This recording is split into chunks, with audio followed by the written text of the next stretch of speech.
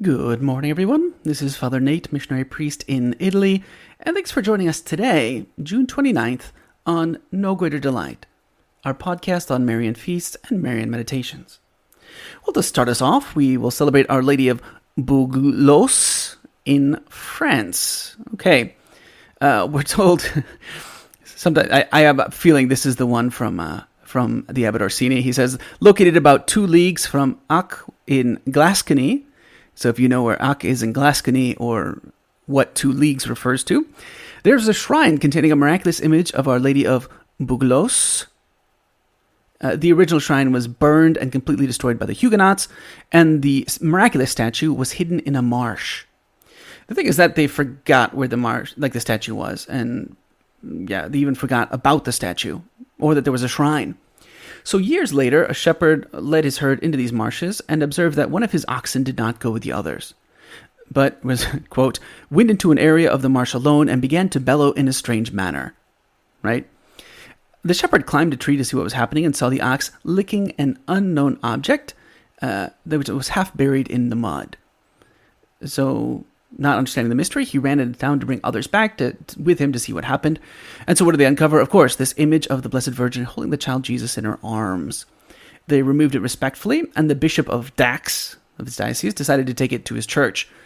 And so as they were pulling it in the cart with hymns and prayers, they went a short distance and the oxen stopped. And so they understood that the Blessed Virgin wanted her image to stay near the swamp. So the bishop accepted it, and he said, okay. So then they built a new church, and it became popular as a place of pilgrimage in France, and it's also further renowned now as the birthplace of Saint Vincent de Paul. So there have been many miracles in the shrine. In fact, there's 19 miracles recorded in the year 1622 alone. There's a fountain near the chapel marking the place where the statue was found. In 1623, a man named Bernard of Clairvaux came to the shrine seeking a cure for 7 boils that covered his left leg. He spent the entire night in prayer, and the next day bathed in the fountain. These ulcers, which wouldn't heal, were suddenly closed. Right? Then, likewise, still in France, Notre-Dame de Fenay in Condat, Cantal, Aveyron in France. The statue of Our Lady of Fenay is a typical 1400s late Gothic standing Virgin and Child painted stone, right? Again, hidden during the Revolution, because otherwise they would destroy it. After the churches were restored in 1802, they took the statue to the parish church in Condat, but each time, the following morning, it was found in the abbey crypt, with mysterious footprints in rocks along the way. So instead, they built a chapel against the empty walls of the ruined abbey, where it was hidden, and it was the church that was destroyed, right? Our Lady of Fenay is invoked against serious illness, and an annual mass is celebrated at the chapel for the feast of St. Peter, June 29th. Likewise, in Milan, Italy, they celebrate Madonna del Latte, like literally the Madonna of milk. It's a miraculous healing related to a fresco on a church wall in 1585, right? And we're told that, St. Charles Borromeo predicted it a year earlier. The fresco was moved to the main altar in 1626, right? Yeah, it says, as predicted by the Archbishop Charles Borromeo, a year before his death in 1585, a sick woman was healed in front of the painting of Our Lady of Milk, right? Which, again, was exposed in the Piazza de la Vetra, right? As a result of that miraculous healing, many donations came in, and they were able to repair the church, which had suffered some sudden damage in 1573. Right. Likewise, we'll head over to Slovakia, where we celebrate Stedmed Bolestna, Panna Maria, Bratislava, Slovakia, the Virgin of Mary of 7 Sorrows. Right. So a Pietà statue was installed in St. Martin's Cathedral in 1642. And this is interesting. At the request of a ghost from purgatory who had been appearing for over a year, right? And so it's we're told, remember that this is taking place in the full swing of the Counter-Reformation and, as they say, re-Catholicization, if that's a word. And so the story starts in 1641. A ghost appeared to 19-year-old Regina Fischerin for the first time, right? He appeared in her native town and then later in Bratislava, where Regina went to visit her aunt, right? Because Jan, the aunt's husband, served as the caretaker of the palace below the castle, right? And so the ghost later introduced itself to her as Hans, right? So interesting. So this miserable ghost, asked Regina to request 200 gold coins from his inheritance from his widow and order a carving of a Pietà sculpture for the church, like the main city church, St. Martin's Cathedral. In this way, she was supposed to have fulfilled the promise he failed to meet prior to his death, right? What's the story? Long ago, he had killed somebody for the same amount of money. And even though he regretted his sin, he wasn't penitent enough during his life. So instead, he was suffering in purgatory. So the crazy thing is the ghost haunted Regina for almost a year. When the girl was asking for proof of his existence and that he belonged to good spirits, Clement burnt a fiery cross with the silhouette of his right hand on a wooden coffer and a shroud laying on it. Later, he burned the print of his hand onto another board, a shroud, and also left some other signs. We're told that the burnt print on the box has been lost, but the 3 remaining prints have been preserved to this day.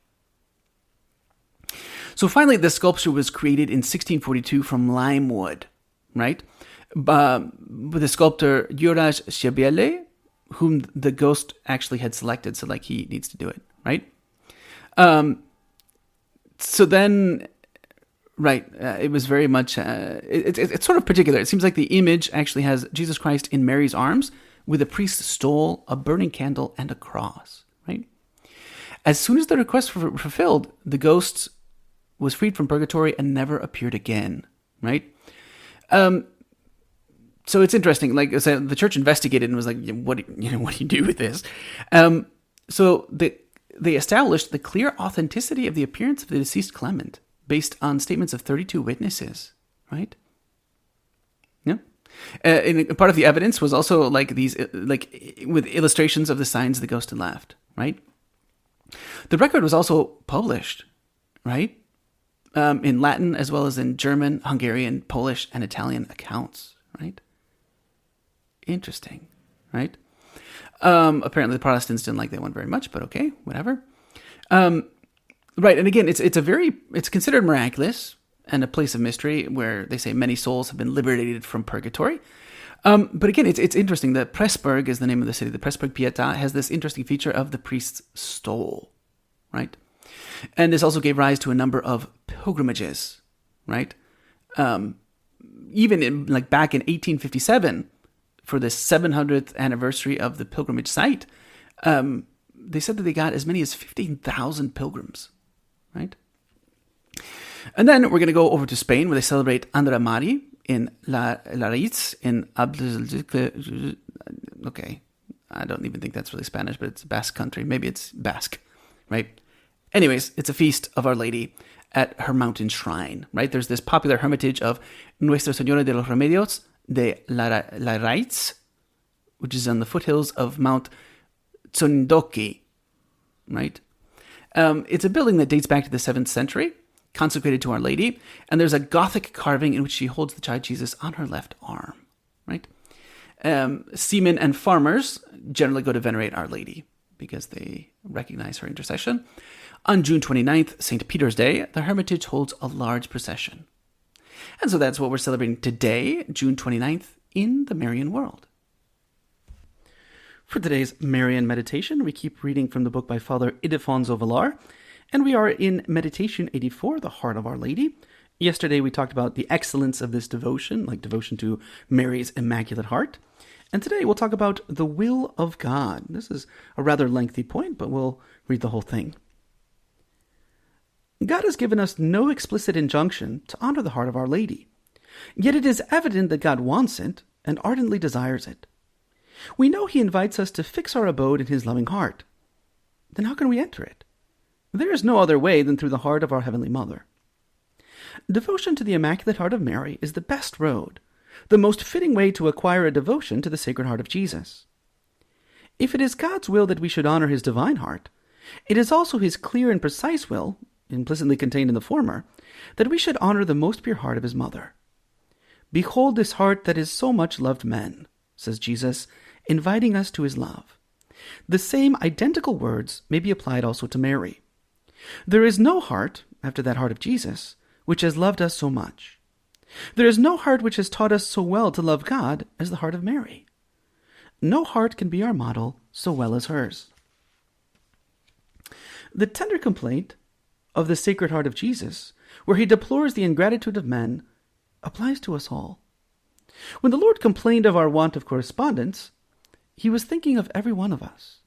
He was hinting at the behavior of us all. Your heart will certainly endorse this statement. But the heart of Mary is not like that. The heart of Mary was the only one which was excluded from God's loving reproach. Jesus had no complaint about the heart of his mother. Must we not regard this model and learn there how to love the heart of Christ? Would God not wish it? Do not say that he has not ordered it expressly. Was there any need for him to command such an obvious duty? Your heart should be enclosed in the heart of Jesus. Consequently, you must enclose it in that of his mother. The devotion to the Sacred Heart of Jesus presupposes a tender devotion to the heart of Mary, for this is the obvious will of God. But there is something more. God's will in this regard has been manifested especially and precisely in these modern times. Life today has the hallmark of selfishness. Every day man's heart has become more self-centered, more self-seeking, more oblivious of God, more forgetful of his neighbor. Where are those today who would sacrifice themselves for the love of God and of souls? What are the chief pursuits of the modern world? Even those who are good, and even think themselves rather holy, what fire of charity can they have? Do we not see them daily pursue their own profit, fight for the triumph of their self-love and self-interest? Shame!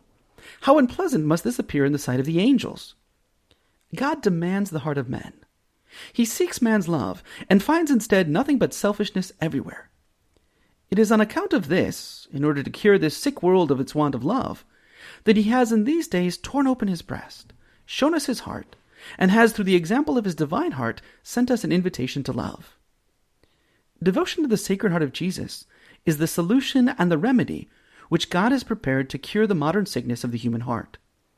Be persuaded, then, devotion to the heart of Mary is an actual urgent need, a pressing duty. We must waste no time. The heart of man cannot disregard this invitation, which the Lord makes through his own heart and through the heart of his heavenly mother.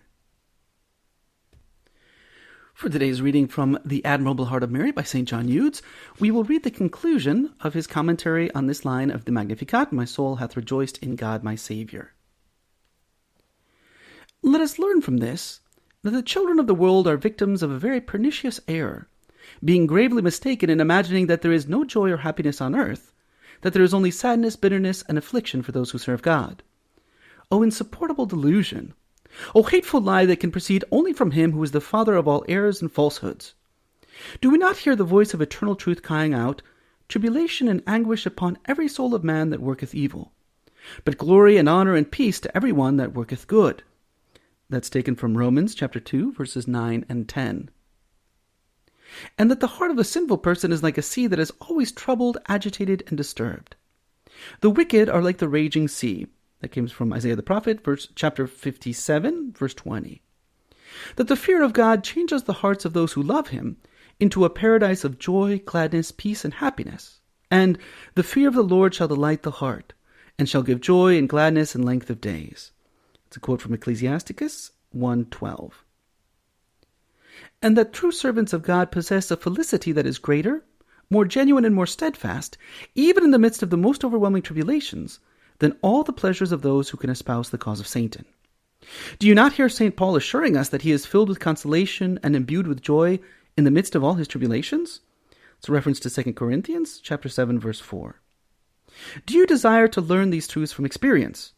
O taste and see that the Lord is sweet. Psalm 33, verse 9. But if you wish to acquire this experience, you will have to renounce the false pleasures and misleading delights of the world. O Holy Virgin, implant in our hearts a share in the scorn, aversion, and detachment which thy virginal heart always felt towards the false pleasures of earth. Obtain for us from thy divine Son the grace to seek all our happiness, joy, and delight in loving and glorifying him, and in serving and honoring you with our whole heart and soul, and with all our strength.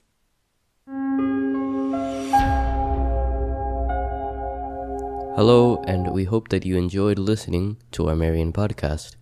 In the spirit of Saint Bernard of Clairvaux, we say to you that there is no greater delight than to spread the devotion of Our Lady. We hope you share these sentiments and encourage you greatly to share with a loved one. Know that you are always in our prayers, and we ask that you keep us in yours. God bless.